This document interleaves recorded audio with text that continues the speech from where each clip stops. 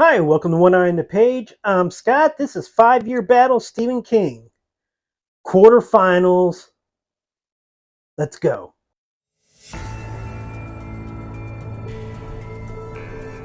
In previous weeks, The Stand beat Dark Tower 7. Different Seasons beat On Writing. It beat 11/22/63. And now we have the final quarterfinal match. Insomnia versus Revival. Now we'll go in chronological order for this. And those who have watched previous editions probably think you know which book I'm going to pick. But we will see. Watch. Maybe I'll surprise you. I might not surprise you, but maybe I will. Who knows? So we're going with Insomnia first.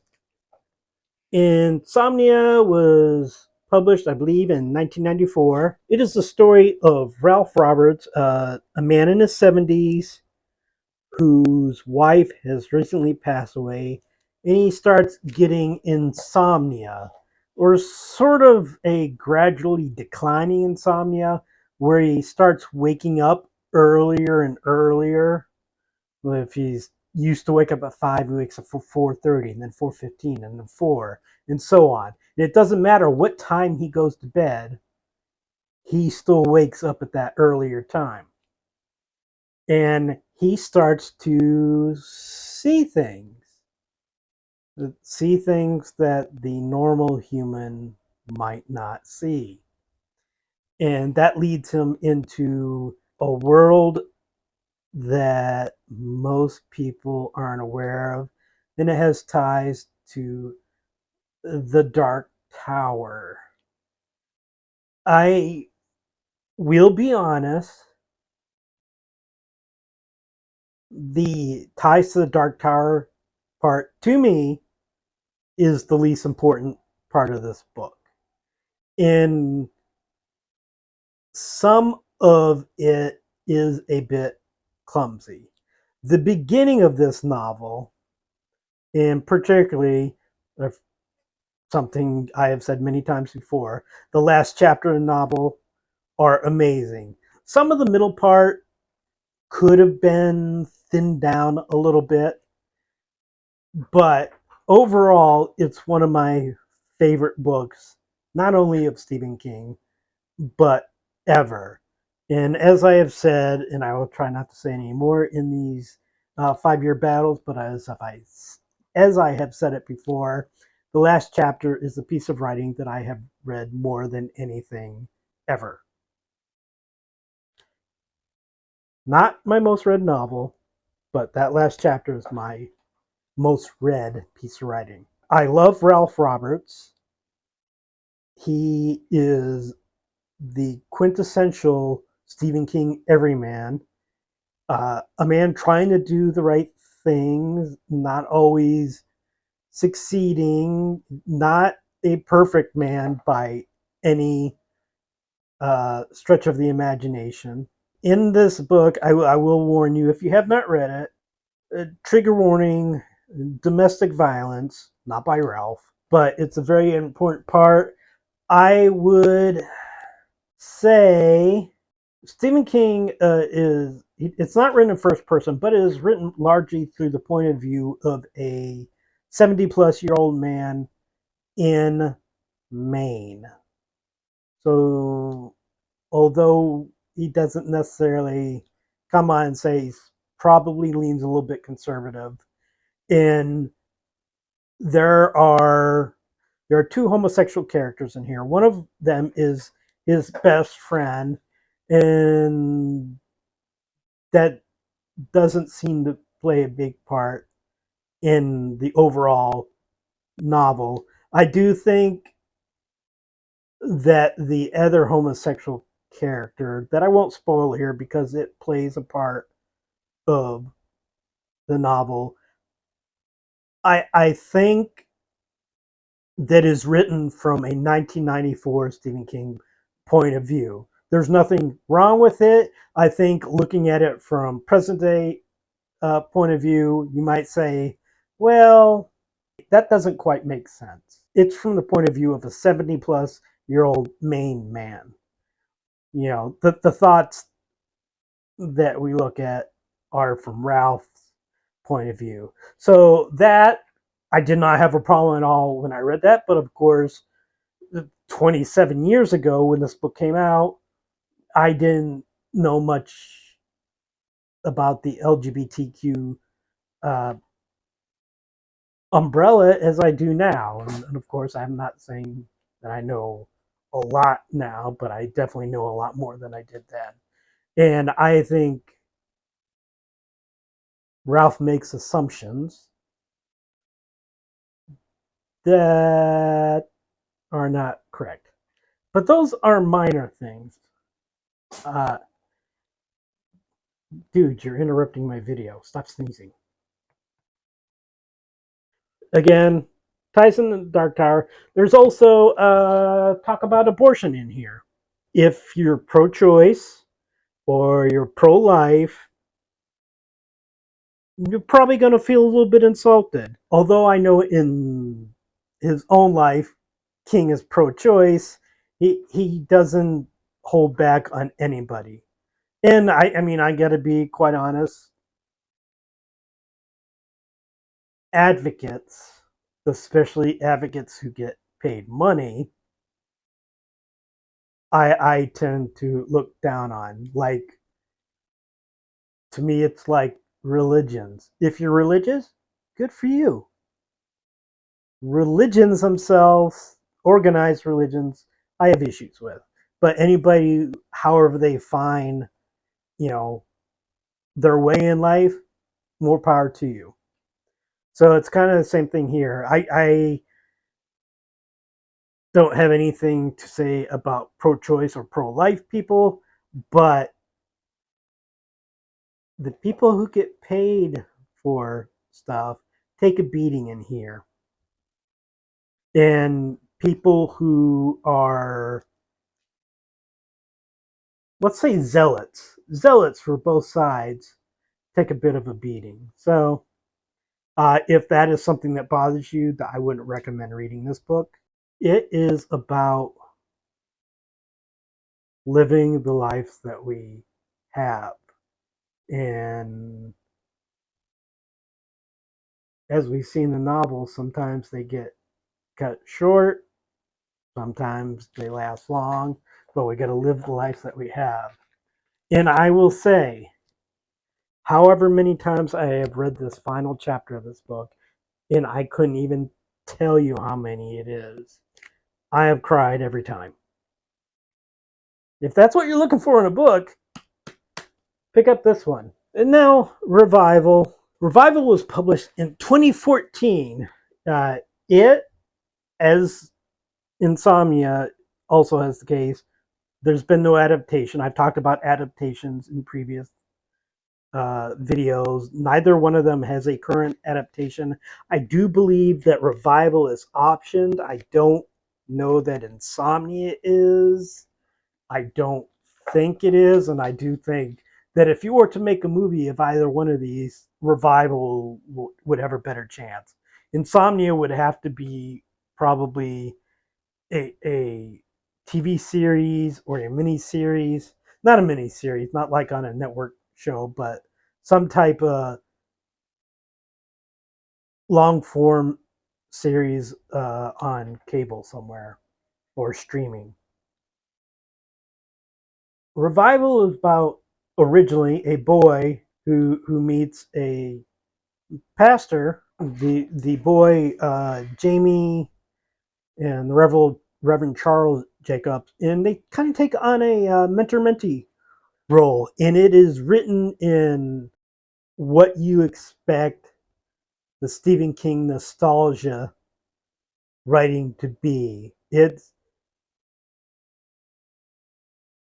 perfect. It's the same type of thing you might expect from The Body or parts of it until something terrible happens. And then that terrible thing happens, and you get a brief journey of Jamie's life until later in life when he meets Charles Jacobs again. And the first part of the book is tonally so different from the second half of the book. It's it can be off-putting. I have a lot of problems with tonal shifts in books where you start one way and then somehow it twists. And I don't necessarily have the problem with the twist. If it's done badly is when it's the problem. And I gotta say, more times than not, it is done badly. I don't think it's done badly here, and I think the first part of the novel, the part of the novel where people reading it might go, the good old days when things were like how they should have been. And I mean, I kind of do that too. Obviously, the good old days are never as good as you think they are, but you get that just a beautiful time, and then just everything's turned upside down. And the second half of the novel is just pretty much straight horror, not like monsters horror, human horror. And I got to say that this might be the darkest thing King has written. I know people say Pet Cemetery. The problem with Pet Cemetery for me is I don't necessarily empathize with the characters. I don't think that you can truly feel horror unless you care about the characters. You know, that's why to me movies like Friday the 13th will never really stand up that much to me. I might watch them, but you know, there could you name uh one of the teenagers in there except Jason and maybe the final girl and Jason's mom? Can you name any of those characters that were killed? I can't. And that's the thing is I care about the characters in here much more than I care about Lewis Creed or anybody else in his family. I mean, I care about Gage and Ellie, but of course those two they're children and they don't play as big a role. Lewis and Rachel and Judd, who I am making this all about Pet Cemetery, but Judd, who as the older I get, the more I see he's an awful person. And when I first read the book, I was like, oh, he's such a good guy. And it's like, no, he's not. So I think this book is darker than that. I think it's darker than the Richard Bachman books, which I generally think the Bachman books are darker than King books. I'm looking at my shelves right now. I do not think that there is a darker book. Maybe there is, it is just not coming to my mind. I was not happy getting to the end of this. But as much as I enjoy light reading, particularly now, it's the goal is not always to be happy. And I think that Revival is more honest about the human condition than not only most Stephen King books, but more than many, many books you can find on these bookshelves or on your bookshelves. And that honesty is not pretty and it's not hopeful. It's dark. And I think Revival does that better than most novels. If you want light reading, read the first part of book up until the point where some people get in the car and then just stop. If you like really dark stuff, read the entire thing because that first part is just going to build you up for the hit to the head with a hammer and a baseball bat and a chainsaw. I don't know what else I can do to recommend this book to you. I'll be honest, when I was going through those years, 2014 through 2018, I didn't think that Revival was going to be my pick. As I have with every time I went through 5 Year Battle, I did not make my decisions beforehand. I did it as I was recording. So I was a little bit surprised that it was my pick. Though maybe if I had looked at the books a little bit more, I might not have been. Two books published 20 years apart. One book about hope and love and sacrifice, and one book about the dark underbelly of the human condition and a supremely pessimistic view on what is waiting for us after. I won't spoil for you, but it's not good. Not good at all. We have Insomnia versus Revival. I will be honest, I think that most people would pick Revival. I don't have the stats in front of me right now, but I think if you go through all the rankings of Stephen King books and look at, you know, people who rank all the books, that Insomnia is probably somewhere in the middle of the pack. And it's going to be near the end of the pack for some. But it's not for me. It's Insomnia. I mean, I know I told you that I could surprise you, but no, the only one where I was unsure about what book I was going to pick was Different Seasons versus On Writing. And I tried to talk myself into the other book for each one because I wanted to give myself the opportunity to say, nope, this one's better than this one. And I couldn't do it with the Dark Tower 7 and Stand, and I couldn't do it with 11/22/63 and It. And I can't do it here. I understand people not agreeing, but again, one of the best pieces of writing, one of the most affecting pieces of writing I ever have read in the final chapter. And honestly, most of the first half of the novel is amazing. Yes, there is a bit of a slog during the middle part, but you can get through it. I can get through it. I will take that slog to get to everything else that is in this book.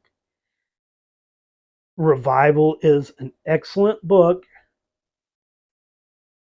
but I have never, not once, picked it up just to read part of it. So that is it. We have our final four. It is It, The Stand, Different Seasons, in Insomnia. Next time we will do The Stand versus Different Seasons and It versus Insomnia, and then the winners of those against each other to find out what is the best Stephen King book. I won't go too much into the books then because I've covered them, especially in all these quarterfinal battles. So that's what we're doing next time. Thank you for watching, and I'll see you then.